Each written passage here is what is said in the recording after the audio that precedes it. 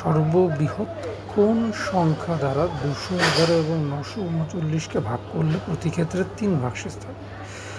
উত্তর: যেহেতু সংখ্যাটি দ্বারা 211 এবং 939কে ভাগ করলে প্রতি ক্ষেত্রে 3 ভাগশেষ থাকে, তাই যদি সংখ্যাটি দ্বারা 211 -3 বা 208 এবং 939 -3 বা 936কে ভাগ করা যায়, তাহলে সম্পূর্ণভাবে বিভাজ্য হবে।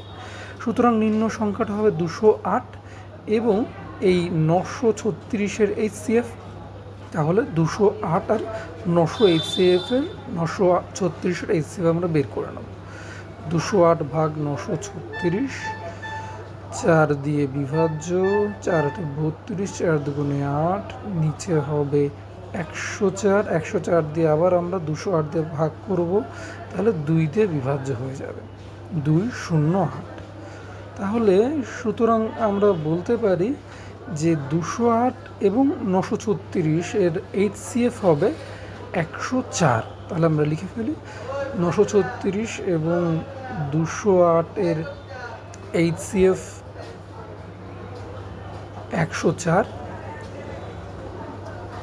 সুতরাং নির্ণেয় সংখ্যাটি 104।